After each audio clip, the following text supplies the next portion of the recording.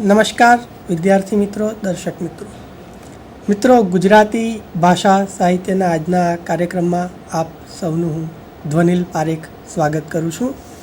મિત્રો, આજનો આપણો વિષય નાટકનું સ્વરૂપ છે. આ વિષય ઉપર વાત કરવા માટે આપણી સાથે ઉપસ્થિત છે શ્રી બકુલભાઈ ટેલર.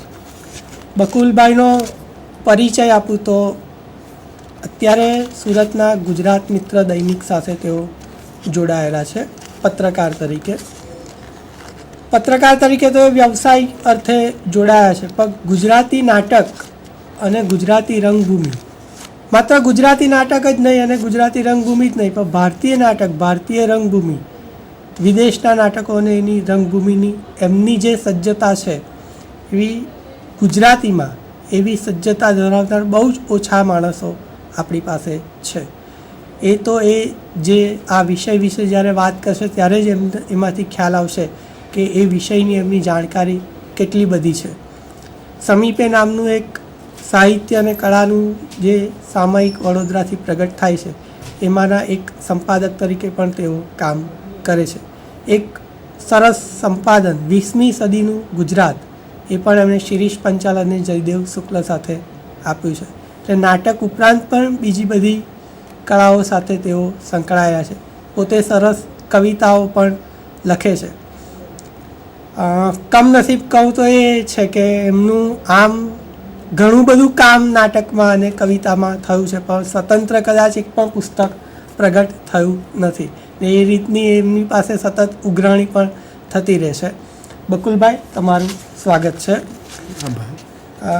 બકુલભાઈ, આખો આ વિષયનો વ્યાપ તો બહુ જ મોટો છે. નાટકના સ્વરૂપની વાત કરી છે, પણ ભારતીય રંગભૂમિ અને ભારતીય નાટકની આપણે જ્યારે વાત કરવાના છે ત્યારે એ કઈ સ્થિતિમાં આખી આ વાત આપણે જોઈ શકીએ? અને આમ તો એશિયાની રંગભૂમિથી પણ એને શરૂઆત કરી શકાય. આપણી પાસે તો સંસ્કૃત નાટકની પણ આખી મોટી પરંપરા રહી છે. તો એને આ વિષય સાથે કઈ રીતે જોડીને આપણે વાત કરીએ? મિત્રો, પહેલી મોટી વાત તો એ કે ભારતીય જીવન એ પોતે જ પ્રસંગોથી સભર છે. એટલે તમે જન્મને પણ આપણે ત્યાં પ્રસંગ ગણવામાં આવે છે અને લગ્ન વિધિથી માંડીને મૃત્યુ વિધિ સુધી આપણે જે રીતે જીવીએ છીએ તેની અંદર થિયેટરના તત્વો તમને ઘણા બધા જોવા મળશે કે જે કંઈ કરીએ છીએ એ આપણે વ્યક્ત કરતા હોઈએ છીએ. આપણી પાસે ભાષાના અનેક રૂપો આપણે જીવતા હોઈએ છીએ. એ કદાચ મને લાગે છે કે લાંબા સમયથી આપણે ભારતીય જીવનની પોતાની એક જે પદ્ધતિઓ છે તેની અંદર એક એ છે. એટલે જ્યારે નાટકના સ્વરૂપની વાત કરવાની આવે તો આપણે ઘણી બધી રીતે વાત કરવી પડે. એ બધા જ અત્યારે આપણે સંદર્ભોને ધીરે ધીરે ઉઘાડવાનો પ્રયત્ન કરીએ. તેનાથી પણ વધારે એક એવું કે ભારતીય રંગભૂમિ, અત્યારે આપણે જે શબ્દ તમે કોઈન કર્યો અને વાપરીએ છીએ, એની શોધ આમ તો 1955-60 આસપાસ આપણે સઘન રીતે કરતા થયા. તે પહેલાં ભારતીય રંગભૂમિ એવો આપણે શબ્દ નહોતો વાપરતા. ખરેખર તો આપણી પાસે તે પહેલાં ભારત નહોતું. આપણે આઝાદ થયા પછી આપણે ભારત શબ્દને કોઈન કરતા થયા. પછી તે પહેલાં તો આપણે જાણીએ છીએ કે એશિયાના જે ઘણા દેશો છે, અફઘાનિસ્તાન સુધી આ તરફ કે શ્રીલંકા કે આ બધા જ આપણા દેશોની અંદર આવતા હતા. દેશ વિભાજિત થતાં આપણે એક અલગ ઓળખ તરીકે ભારત આવ્યું અને ત્યારે ભારતીય નાટકની શોધ શરૂ થઈ. અને એ શોધ કરતાં આપણને ખ્યાલ આવ્યો કે ભારતીય નાટક શું છે. અને તે વખતે આપણે ભારતના નાટ્યશાસ્ત્રને વધારે સઘન રીતે આપણે જરા ઓળખવાનું પણ બન્યું. આપણે ત્યાં બે પ્રણાલી એનો હંમેશ જ્યારે નાટકની વાત થતી હોય ત્યારે વાત થતી હોય છે કે એક ગ્રીક રંગભૂમિ અને એક સંસ્કૃત રંગભૂમિ. એક ભરત જે આપણા નાટ્યાચાર્ય ગણાય છે અને ત્યાં એરિસ્ટોટલ ગણાય છે.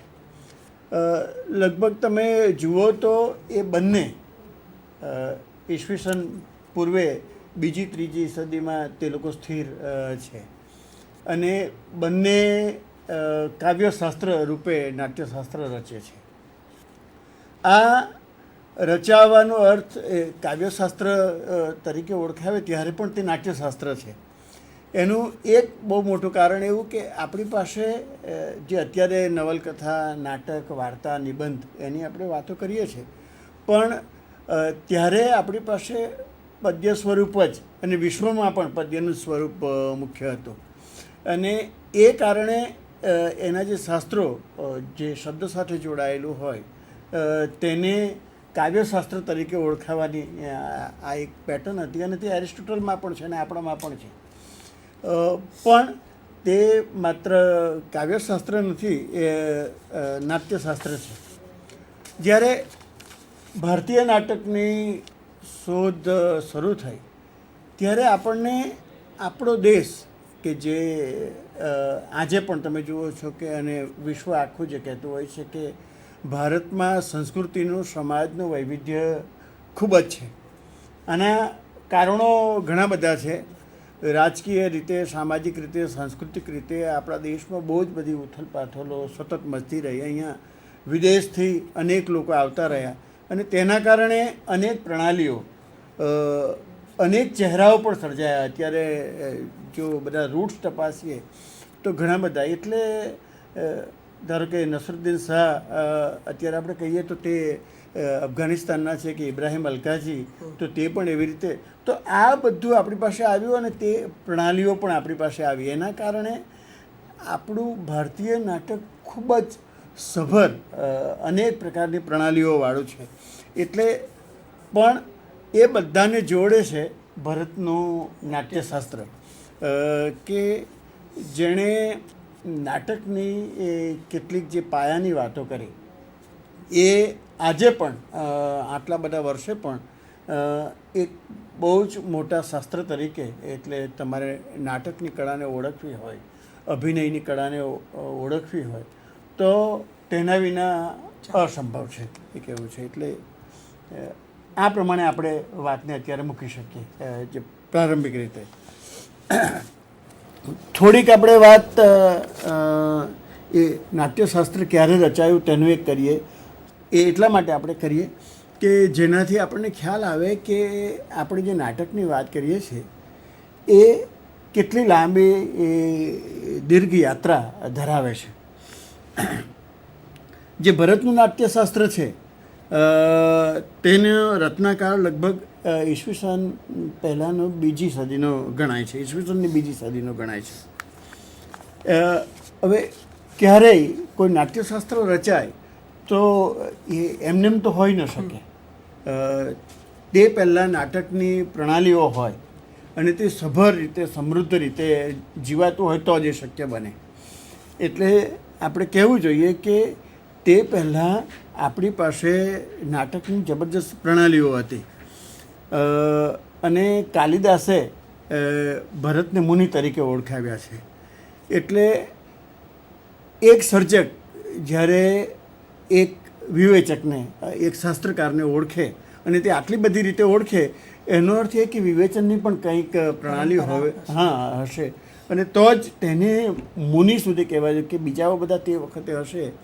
અને એમ પણ કહેવું જોઈએ કે જે આપણે ભરતનું નાટ્યશાસ્ત્ર કહીએ છીએ એ માત્ર તમે ભરત વડે જ ઓળખાવાની જરૂર નથી.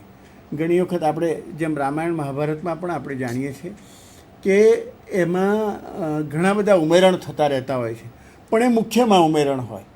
એક મંદિર બનતું હોય અથવા એક મકાન બનતું હોય, એક સ્થાપત્ય બનતું હોય તો એ સ્થાપત્યની મૂળ ડિઝાઇન એક બનતી હોય અને તેની અંદર બધા ઝીણું ઝીણું કામ કરતા હોય તો તે કુલમાં ભળવાની વાત હોય છે. જે આપણે ત્યાં એક નદી હોય, નર્મદા હોય, તો તે બીજી અનેક નદીઓને સમાવીને એ એક બને. તો એવી રીતે આ પ્રણાલીઓનું પણ, એટલે ભરતનું નાટ્યશાસ્ત્ર એ કદાચ એની અંદર ઘણા બધાનું હશે પણ મૂળ એ ભરતનું છે.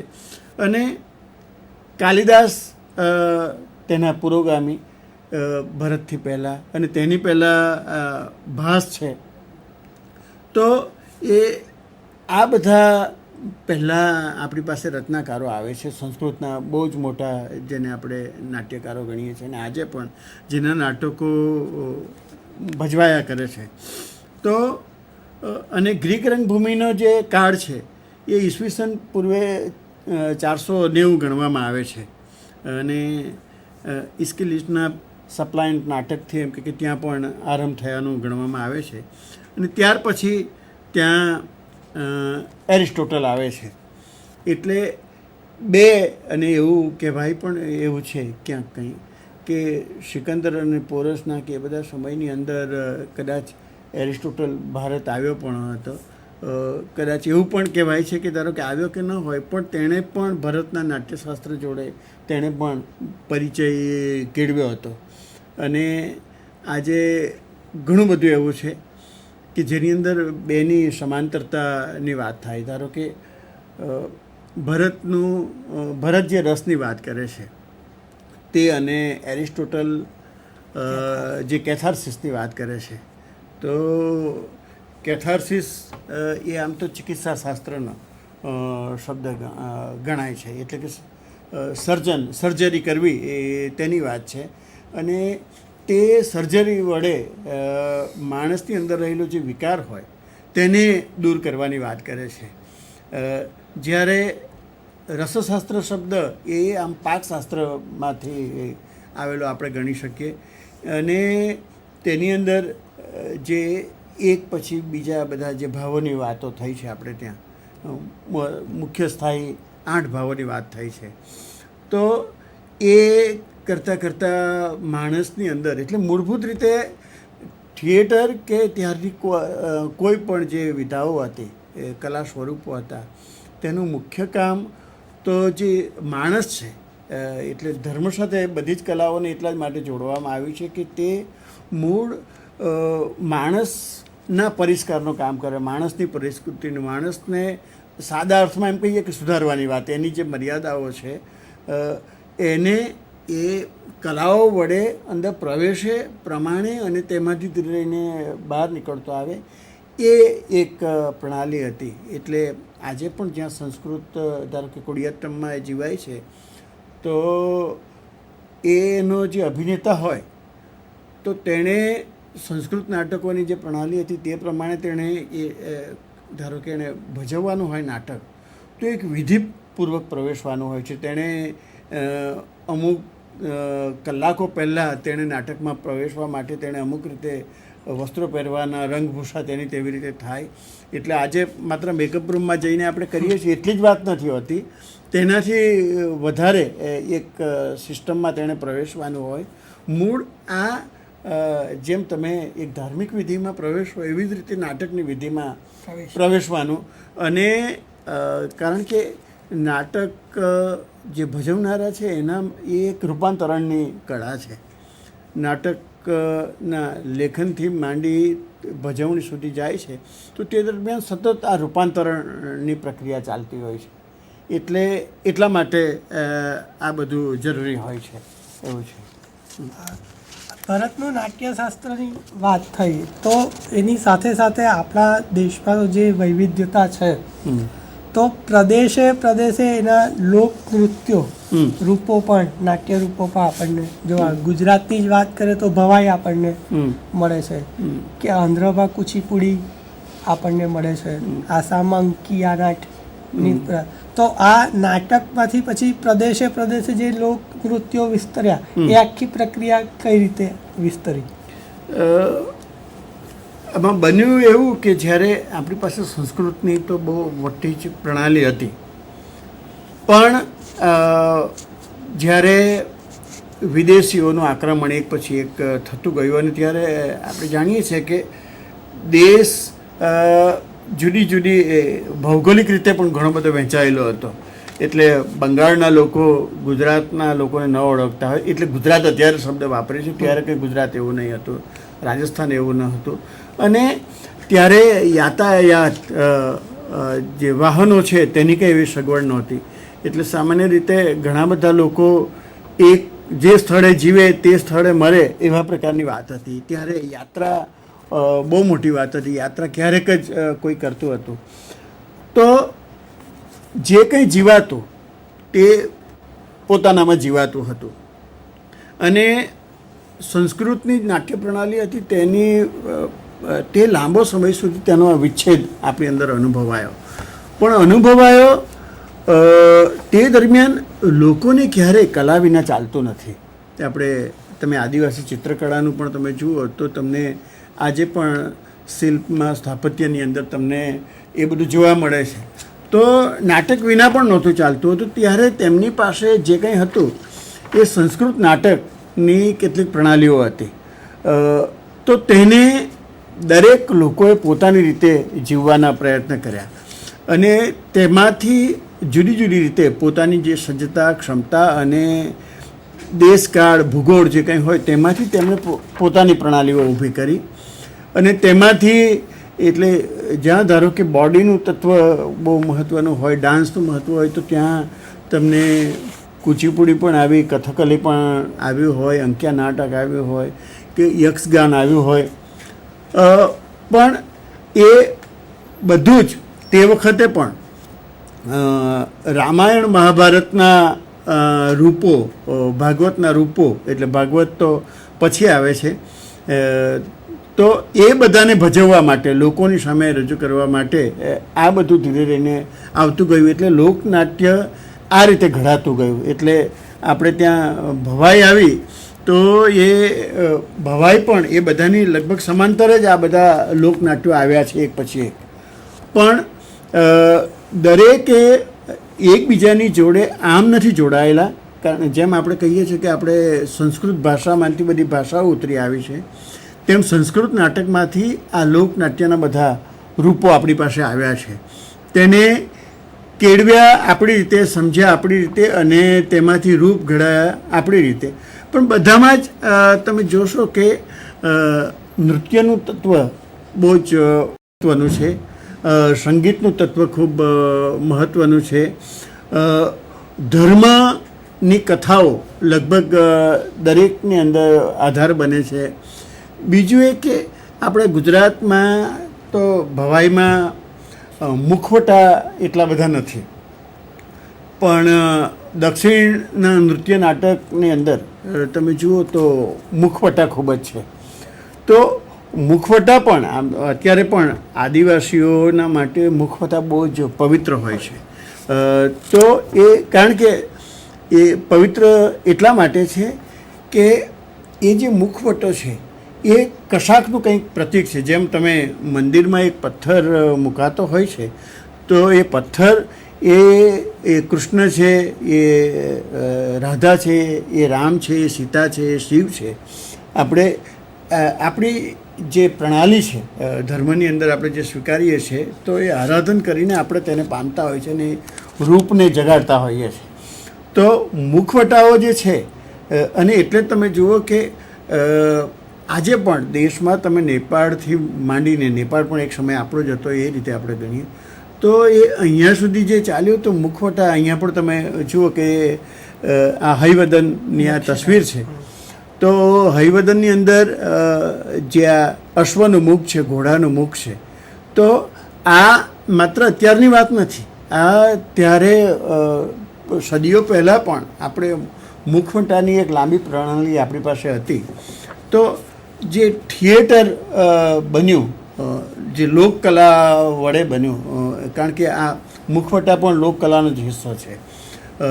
તો આ બધી સમૃદ્ધિ વડે આપણે એક લોકનાટ્ય આપણી પાસે આવ્યું અને સંસ્કૃત નાટક આપણી પાસે એ રીતે ફરી એક નવા રૂપ સાથે આપણી સામે આવ્યું અને તેમાંથી આપણે જે કંઈ ભારતીય નાટક જે કહીએ છીએ તો તેમાંથી ઊભું થયું એવું આપણે કહી શકીએ. પણ આજે આપણે જે શરૂઆતમાં મેં જે પ્રશ્ન મૂક્યો કે ભારતીય રંગભૂમિ જેને એટલે કહીએ છીએ એ આખી આ પરંપરા અને આધુનિકતા એ બંનેનો સમન્વય એ આપણી પાસે જે લોકનૃત્યો બધા પ્રદેશમાંથી આવ્યા એ અને જે નવા દિગ્દર્શકો અને નવા નાટ્ય લેખકો આવ્યા એ બંને આ પરંપરાનો સમન્વય કરીને જે નવા નાટકો એટલે 50 પછી જે કહીએ એનાથી આ જે આપણે ભારતીય રંગભૂમિ કહીએ છીએ એ ત્યારથી શરૂઆત થઈ એવું કહી શકીએ? હા, ચોક્કસપણે. એક આઝાદી પછીના તરતના સમયની અંદર સંગીત નાટક અકાદમીએ દિલ્હીમાં બહુ મોટો પરિસંવાદ યોજ્યો હતો, જેમાં આપણા દીના પાઠકને એ લોકો બધા પણ ગયા હતા. અને તે વખતે એટલે નહેરુજી આ વિશે ખૂબ સભાન હતા. નહેરુજીએ લગભગ તમે જુઓ કે જે પ્રાથમિક રીતે ભારતીય કળાઓને ભારતીયતા તરફ દોરવવાનું અને સ્થાપવાનું બહુ મોટું કામ કર્યું છે. અને તે વખતે જે તેમણે કેટલીક સંસ્થાઓ રચી તેનું આજે પણ ખૂબ જ મોટું મૂલ્ય છે. એટલે સૌપ્રથમ તો એ જ્યારે બહુ મોટી મિટિંગ થઈ અને પછી ત્યારે શું કરવું તે પ્રયત્નો શરૂ થયા.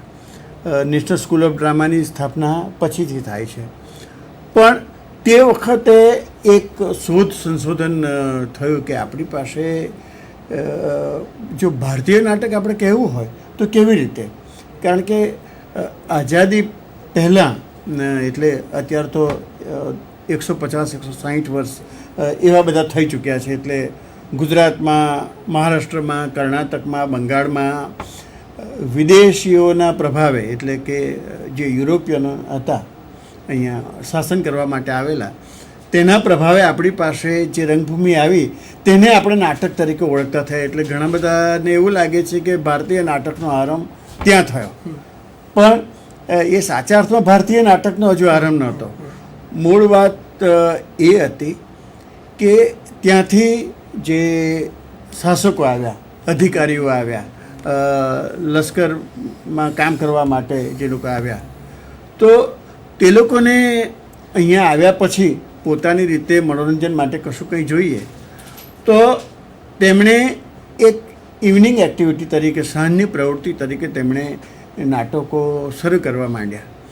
અને તેને આપણે ત્યાં ધારો કે પારસીઓએ સૌ પ્રથમ ઝીલ્યા હતી એટલા માટે કે પારસી પ્રજા એટલે હિન્દુ પ્રજાથી જરા આપણે એને અલગ આપણે એ રીતે ગણી શકીએ કે તે ઈરાનથી પરંપરા લઈને આવી છે. તો હિન્દુઓના તો પોતાના એક ચોક્કસ પ્રકારના પ્રશ્નો હતા, હિન્દુસ્તાનીઓના એટલે જેની અંદર હિન્દુ મુસ્લિમ બધા જ આવે. તો તે લોકો બ્રિટિશરો જોડે તરત સંધાન સાધી શકે એમ નહોતા, પણ જે વિદેશથી આવેલા હોય તેઓ સતત કશું કંઈ શીખવા તત્પર હોય. એટલે પારસીઓ આ રીતે હતા, તો પારસીઓ એમની જોડે સૌપ્રથમ જોડાયા અને તેમાંથી તેમણે નાટક શરૂ કર્યું. પણ એ નાટક જેને આપણે પ્રોસેનિયમ આર્ચ કહીએ છીએ, એટલે કે જેની અંદર જે આપણે એક ઓરડાના 4 ખૂણાઓ હોય છે, તો તેમાં 3 એટલે કે 3 દિવાલો, 4 ખૂણા અને 4 દિવાલો હોય. તો તેમાં 3 દિવાલો એ થિયેટર માટે હોય અને ચોથી જે ઓપન સ્પેસ જે હોય ત્યાંથી ઓડિયન્સ શરૂ થાય.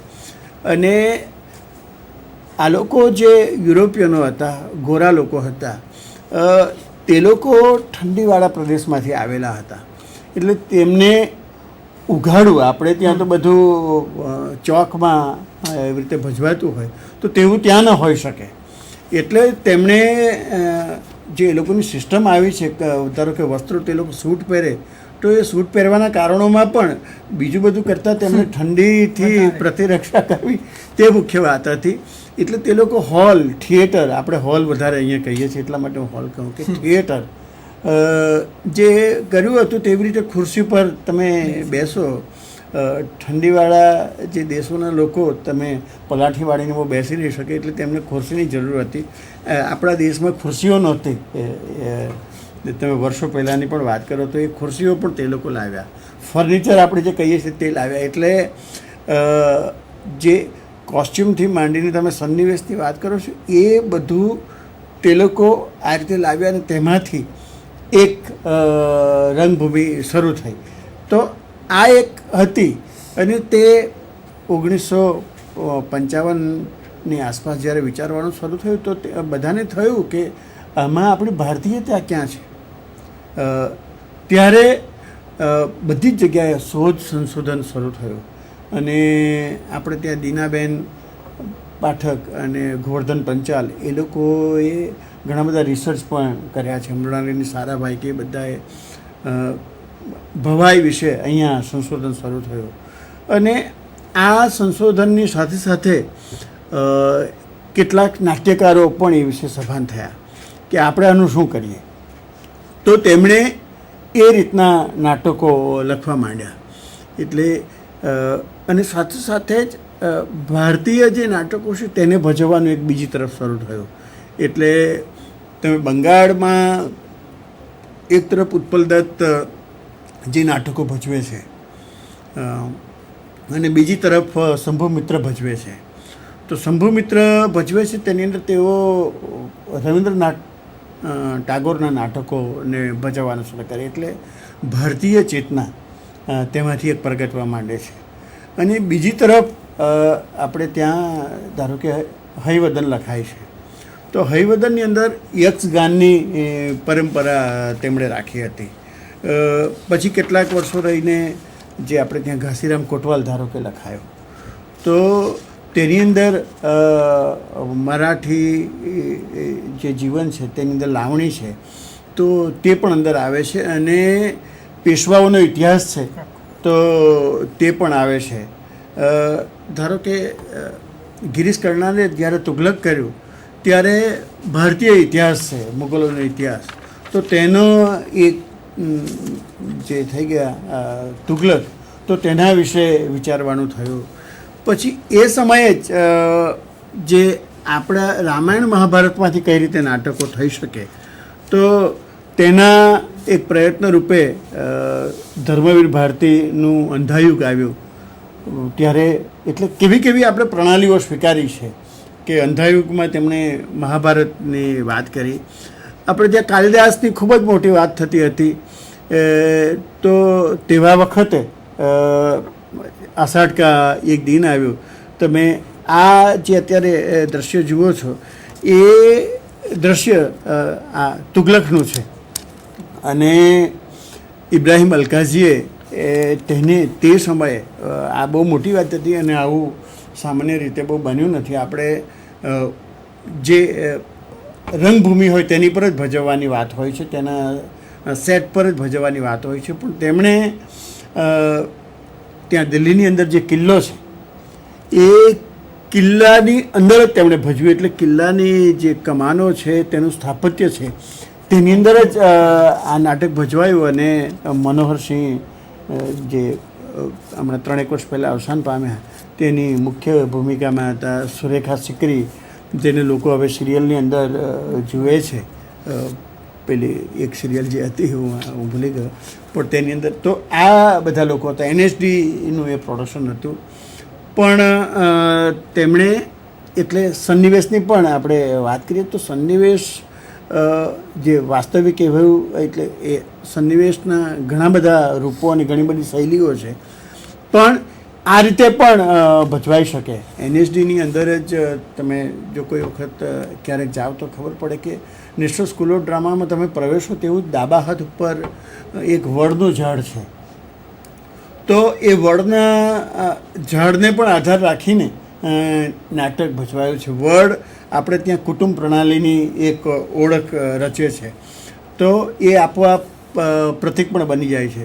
કદાચ ભવની ભવાઈ ફિલ્મ જેમણે જોઈ હશે તો તેની અંદર પણ જોયું હશે, કેતન મહેતાની ફિલ્મ હતી, કે તેની અંદર જે આરંભ થાય છે તો એ એવા જ એ વડના વૃક્ષ નીચે જ એ કથા કહેવાની વાત શરૂ થતી હોય છે. એટલે વડમાંથી વડવાઈઓને એટલે સર્જાતું જતું હોય છે ને, એ કારણે તમારી જે જીવનની કથાઓ છે, તેની પરંપરાઓ છે, તે પણ આ રીતે આગળ વિકસતી જાય એ રીતે હોય છે. એટલે આપણું જે નાટક છે તે આ રીતે ભારતીય નાટક બન્યાનું કહી શકાય એવું છે. હવે બકુલભાઈ, એક પ્રશ્ન એ પાયાનો જે છે તે એ છે કે સતત અમારા અધ્યાપકોમાં તો એ ચર્ચાનો વિષય રહેતો હોય ત્યાં આપણે એના વિશે વાતો પણ કરતા રહ્યા છે કે નાટકનું સ્વરૂપ કેવા પ્રકાર, એને આપણે સાહિત્યનું સ્વરૂપ ગણીએ, કારણ કે અમે અધ્યાપકો તો સાહિત્યના અધ્યાપકો છે એટલે સાહિત્યના વિષય તરીકે એનો હમ હમ અભ્યાસ કરાવીએ છીએ, પણ હમ એક વિશિષ્ટ કલા સ્વરૂપ તરીકે એને જોવું જોઈએ. તો એ વિશિષ્ટ કયા અર્થમાં છે? વિશિષ્ટ એ અર્થમાં છે, એક તો પહેલી વાત તો એક એને સાહિત્યની કળા તરીકે જોવું કે નહીં તેની વાત છે. તો હું માનું છું કે હું દૃઢપણે માનું છું કે એ સાહિત્યની કળા નથી. શબ્દ ચોક્કસપણે છે, પણ જે રીતે શબ્દ તમે કવિતામાં, નવલકથામાં, નાટકમાં, વાર્તામાં કે નિબંધમાં તમે રીતે જોતા હોય છે, તેમાં તમે જે કંઈ એ તત્વરૂપે તમે પામો છો, તમારી જે અનુભવની પ્રક્રિયા છે એ શબ્દ વડે પામવાની, તેની અંદર બીજું કશું જ કંઈ આવતું નથી. તમે શબ્દ સાથે એટલે તમે કોઈ પણ એક કૃતિરૂપ સાથે કામ પાડો તો ત્યારે એ શબ્દ જ પહેલો અને અંતિમ આધાર બને છે. જ્યારે નાટકની અંદર પહેલો અને અંતિમ આધાર તે નથી. કદાચ તમે પહેલો આધાર તરીકે તમે ચોક્કસપણે એને હું માનું છું કે એ બહુ જ મહત્ત્વનું છે, મેજર પણ છે કે એ સૌપ્રથમ એ શબ્દ કૃતિ રૂપે છે. જો તમારી પાસે સમર્થ લેખક નથી તો નાટકનું સમર્થ સ્વરૂપ પણ તમે ઘડી નહીં શકો. પણ માત્ર ને માત્ર ઉત્તમ રીતે નાટક લખાયું હોય તેના કારણે ઉત્તમ નાટક બની જાય એવું નથી. નાટકની અંદર ઘણી બધી અન્ય વિધાઓ, આપણે એને કહીએ છીએ કે કમ્પોઝિટ આર્ટ છે, એ એક એવું છે. એમાં અને એટલા જ કારણે નાટકને ઘણા બધા લોકો શુદ્ધ કળા રૂપે પણ નથી જોતા. પણ એ શુદ્ધ અશુદ્ધિની વાત આપણે બાજુ પર મૂકીએ, પણ મુખ્ય વાત એ કે દરેક કળા જે હોય તે ઓટોનોમસ હોય છે, સ્વતંત્ર હોય છે, અને તેની અંદર આ બધાનું ભળવું તે એના એક અનિવાર્ય રૂપે હોય છે. એટલે એ જે શરૂ થાય છે તો લેખકથી શરૂ થાય છે અને પ્રેક્ષકની સામે આવે છે ત્યારે અભિનેતા એ એનું છેલ્લું બિંદુ છે કે જે અભિનેતા વડે આખી, પણ એ લેખક અને અભિનેતા જે છે તે બેની વચ્ચે તો ઘણું બધું છે. અને એ કદાચ આઝાદી પછી, તે પહેલાં આપણે દિગ્દર્શકનું મહત્ત્વ એટલું નહોતું જોતા, પણ ત્યાર પછી આપણી દિગ્દર્શનની કળા વિકસી તો તેની અંદર સન્નિવેશ ની વાત આવી, રંગભૂષણની વાત આવી, સંગીતની વાત આવી, આ બધા લાઇટ ડિઝાઇન, પ્રકાશ આયોજન ની વાત આવી. અને તેની અંદર આપણે તેમાં પણ ઋષિ કહી શકીએ એવા પ્રકારના લોકો આપણે ત્યાં થયા, બે ત્રણ એવા. સંગીતની અંદર પણ ધારો કે ભાસ્કર ચંદ્રવાકર જે છે મહારાષ્ટ્રના, જે હવે 2-1 વર્ષ પહેલાં તેમનું અવસાન પામ્યું, બીજા બેવી કારંત જે 5-1 વર્ષ પહેલાં, તો ક્યારેક માત્ર કોઈક એમના નાટકનું મ્યુઝિક તમે સાંભળો ને તો પણ તમે પામશો કે આ બધા વડે એક થિયેટરનો અનુભવ હોય છે. માત્ર શબ્દ વડે જો અનુભવ થતો હોય તો આ બધાની કશું કંઈ જરૂર જ નહીં. નાટક શરૂ થાય ત્યારે પ્રાથમિક ક્રમે લેખક છે, જ્યારે એ આગળ વધે છે ત્યારે દિગ્દર્શક બીજા ક્રમે આવે છે. પણ દિગ્દર્શક જ્યારે બીજા ક્રમે આવે ને તે બધું રસ્તો જાય છે ત્યારે ભજવણીની વાત આવે છે, દિગ્દર્શક પ્રથમ બની જાય છે. અને જ્યારે નાટક ભજવા આવવા માંડે ત્યારે બીજા બધા પણ હટી જાય છે અને અભિનેતા પ્રથમ આવી જાય છે. કારણ કે તેના વડે જ જે કંઈ પ્રગટ થવાનું છે તો તે તેના વડે થતું હોય છે. દિગ્દર્શક જે છે એ નક્કી કરતો હોય છે કે જે નાટક જે લખે છે તેની અંદર જે થિયેટરની સ્પેસ છે, નાટકની સ્પેસ છે, તો ત્યાં કઈ સ્પેસ છે તેમાં તે નાટકની કૃતિને સમજશે. નાટકની કૃતિને તે એક તરફ અભિનેતાને સમજાવશે, બીજી તરફ પેલા સન્નિવેશકારને સમજાવશે, ત્રીજી તરફ એ મેકઅપ આર્ટિસ્ટને સમજાવશે, સંગીત ને સમજાવશે, પ્રકાશ આયોજકને સમજાવશે કે કારણ કે એ દ્રશ્ય સંયોજના વડે એટલે એની એક આખી પ્રણાલી છે, ક્રમિક રીતે નાટક આગળ વધતું હોય છે. એટલે અભિનેતાને જ્યારે તે સમજાવતો હોય ત્યારે એક દિગ્દર્શકે કુલ નાટકને જે રીતે સમજ્યું છે અને પછી એના જે પાત્રોને એણે જે સમજ્યા છે એ પાત્રોની અંદર જે રહેલી રેન્જ છે એ દિગ્દર્શકે તે પહેલાં તો સમજવાની હોય કે જે લેખકે જે લખ્યું છે તે કઈ કઈ રીતે થઈ શકે. તો એને અનેક સંકેતો વડે અનેક ઘટકો વડે જે એક કેરેક્ટર છે કે એક દ્રશ્ય છે અને દ્રશ્યોના સંયોજન વડે જે નાટક સર્જાતું હોય તો એ બધાને તેણે તેનું સંગોપન કરીને નાટકને પ્રગટાવવાનું હોય છે. એટલે જો માત્ર પેલી કૃતિ હોય જેને આપણે ગણીએ ત્યાં બધું સાહિત્ય કૃતિ કહીએ છીએ. આપણી ટ્રેજેડી એવું છે, આપણી અથવા ઘણી બધી જગ્યાએ એવું છે કે આપણી શિક્ષણ સંસ્થાઓમાં નાટક પાઠરૂપે જ વધારે ભજવાય છે, સમજાવાય છે. એટલે તેમાં ભજવણીના તત્વો આવતા જ નથી અને આપણે ત્યાં વિષય વસ્તુ અને તેની અંદર એ વિષયમાં રહેલી નાટ્યાત્મકતા જે હોય તે અને સંવાદ તત્વ તેને આપણે ઘણા બધા લોકો એમ કે આ સાહિત્યિક નાટક એટલે આ સાહિત્યિક નાટક પણ એવી રીતે ન હોઈ શકે. સાહિત્યિક નાટક તમે આપણે એ પણ જગ્યા આપીએ કે જો સમર્થ કોઈ નાટક હોય, બહુ ઉત્તમ નાટ્યકારનું હોય નાટક, તો એ નાટક વાંચતા જ તમે એનો જે ભાવક હોય વાંચતો હોય એની સામે એ ભજવાતું નથી.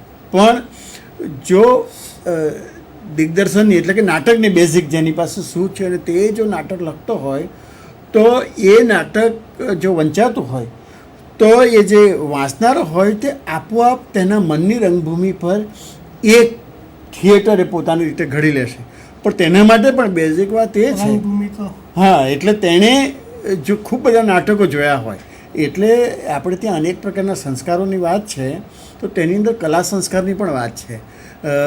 જો તમે ખૂબ નાટકો જોયા છે અને અનેક પ્રકારના સમર્થ નાટકો જોયા છે તો તમે નાટકને વાંચતી વેળા તમે જે નાટક તમારા મનમાં સર્જશો તો તે પણ દિગ્દર્શકથી જરાય કમ ઓછું નહીં હશે. પણ તેની અંદર તમારી અંદર રહેલો જે દિગ્દર્શક છે જે નાટકને જોતાં કેળવાયો છે, જે પેલી સ્ક્રિપ્ટને પોતાની રીતે આગળ ચલાવશે અને તેમાંથી આ વસ્તુ ઊભી થશે. એટલે આ અર્થમાં આપણે કહી શકીએ એક વાત. બકુલભાઈ, તમારી આખી આ વાતમાં એક સામે દલીલ કરવાનું મન થાય. તમે લેખકને પ્રાથમિક તબક્કે મૂકે, પછી દિગ્દર્શક, પછી અભિનેતા, તો લેખકથી અભિનેતા સુધી ને પછી પ્રેક્ષક સુધી. પણ એ જાય છે નાટક આખરે તો ભાષા દ્વારા જ નહીં. એટલે ભાષાનું જો તત્વ કાઢી લઈએ અને ભાષા આવે છે ત્યાં સાહિત્ય ને આપણે મૂકીએ છીએ, તો એ ભાષાનું તત્વ જો આખું નાટકમાંથી કાઢી લઈએ તો શું બચે છે? તમે અહીંયા ભાષાને મર્યાદિત રૂપે સહેજ જરાક વાપરો છો, મારું કહેવાનું એવું થાય. નાટકની ભાષા તમે જેમ આપણે સંગીતની પણ એક ભાષા કહેવાય છે, ચિત્રની પણ ભાષા કહેવાય છે, તો તેવી રીતે આ જે નાટકની ભાષાની અંદર અભિનેતા જે અભિનય કરે છે તે પણ ભાષા બને છે. એક સંગીતકાર જે સંગીત અંદર આપે છે તે પણ નાટકની ભાષાનું અંગ છે. સન્નિવેશ છે તે પણ નાટકની ભાષાનું અંગ છે.